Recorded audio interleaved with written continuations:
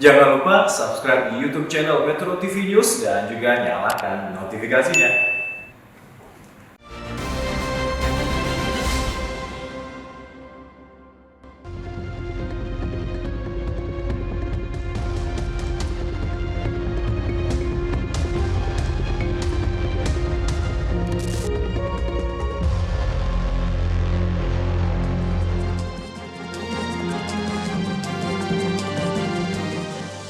Kalau dulu kita mengenal mungkin MLM yang lebih familiar di telinga kita. Tapi sekarang berkembang nih, ada afiliator, ada binary option dan sebagainya.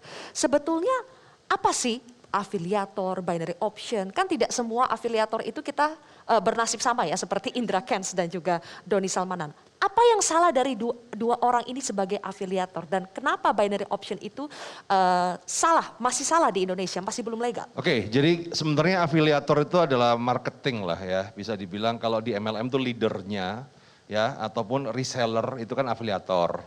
Cuman kan kemarin tuh kan lagi heboh afiliator binary option. Nah, yang which is binary option itu adalah financial bet. Jadi dia ini adalah judi di dalam dunia finansial. Sama kalau memahamin gini, sepak bola apakah judi? Bukan toh. Tapi kalau sport betting itu judi. Nah, kita nggak sadar bahwa ternyata ini judi. Taunya trading. Kalau trading kan benar, ada yang legal.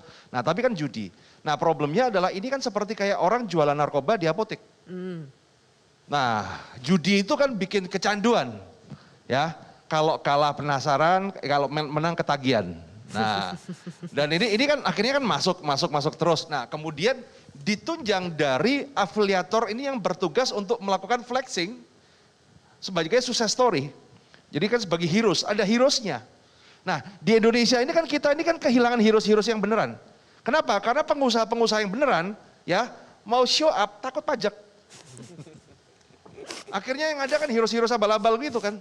Nah, tunggu teks amnesti, ntar berani lagi Pak. tunggu teks amnesti ya. Nah. Benar gak tuh Mas Rudi, kalau pengusaha-pengusaha yang beneran mau show up takut pajak?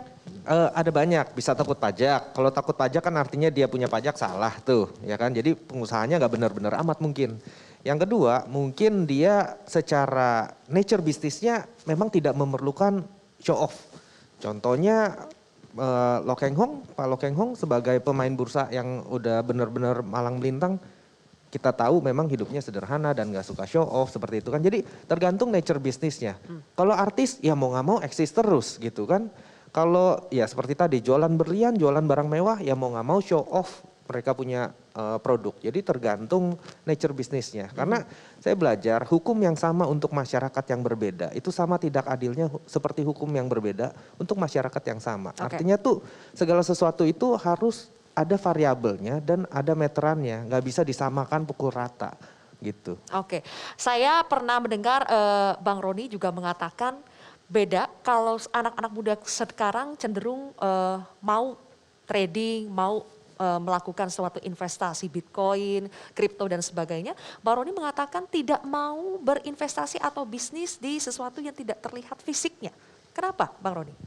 Judi.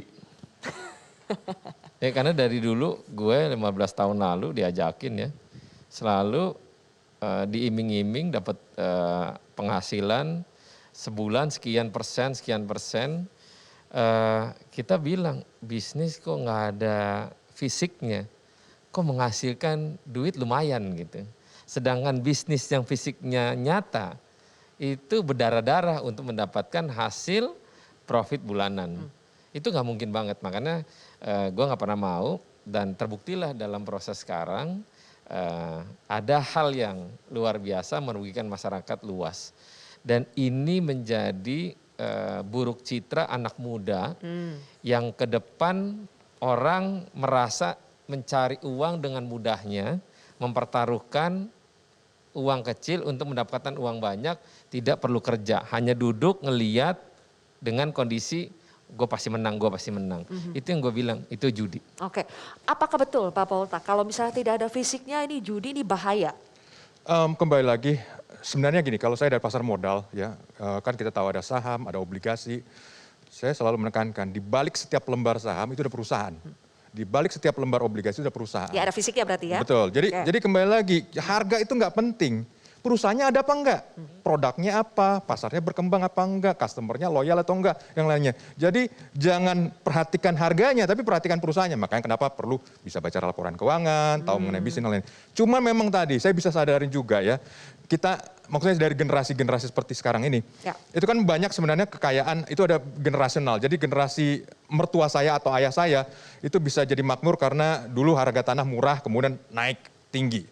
Saya nggak kebagian, yang modal begitu-begitu nggak kebagian. Jadi nggak ada cerita ya beli tanah 75.000 kemudian Ya. jadi 1 juta tuh nggak ada cerita lah ya. Nah, jadi saya kebagiannya mungkin tadi ya ketika lebih modern kalau saya bikin bisnis dan lain-lainnya. Tetapi kita bisa bayangkan anak-anak generasi sekarang yang baru lulus kuliah dan lainnya, tabungan 0, bunganya.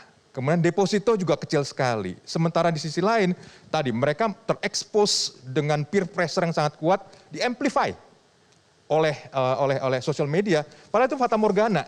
Kenapa? Karena semua kan dipermak. Apa yang tampil apa betul benar-benar nature yang ada di sosial media? Enggak, itu buatan. Tapi buat mereka itu kenyataan. Dan ketika terjadi peer pressure yang sangat kuat ini, oke, gimana supaya saya bisa seperti itu? Kembali lagi, ini kan masalah perkembangan ya.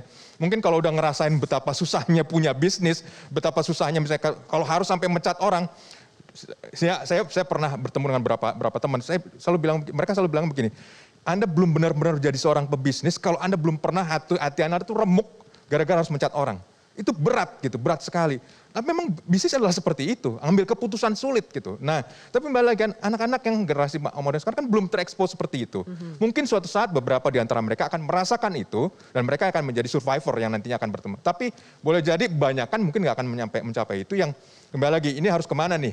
Mereka melihat orang tuanya bisa dapat punya aset lebih besar, kakeknya mungkin punya aset yang lebih besar lagi, sementara mereka di antara sesamanya dengan peers mereka itu ada persaingan yang sangat ketat. Oke, Mas Roy setuju karena lebih kepada adanya peer pressure sehingga akhirnya mau melek literasi keuangan sebagaimana akhirnya susah.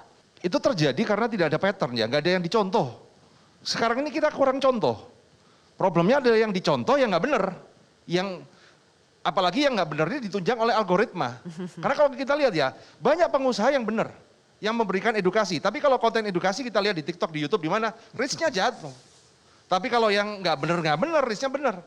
Nah problemnya kan manusia itu kan monkey see, monkey do. Ya, dia melihat, dia melakukan. Nah anak-anak muda sekarang ini gue lihat ya kan, lihatnya ya yang algoritma yang itu gitu. Beda kalau kita kan dulu kan kita lihat TV, kan TV bisa nyaring. Sekarang ini kan sosial media itu kan seperti broadcasting yang tanpa filter sama sekali. Tanpa batas pula. Tanpa batas. Apalagi di TikTok, ya kan cuman modal pinter public speaking aja udah dianggap guru. Padahal kadang-kadang ilmunya menyesatkan semua itu. Modal pinter ngomong ya. Iya, Yang cuman kita modal pinter ketangkep ngomong sekarang doang. pinter ngomong ya dua-duanya ya. Heeh. Oke, kita akan lanjut kembali di usai jeda. Kita akan bahas soal penegakan hukum yang harusnya diterapkan seperti apa. Apakah memang regulasi di Indonesia ini masih lemah? Sehingga akhirnya muncullah permainan-permainan seperti ini. Kami akan kembali sesaat lagi.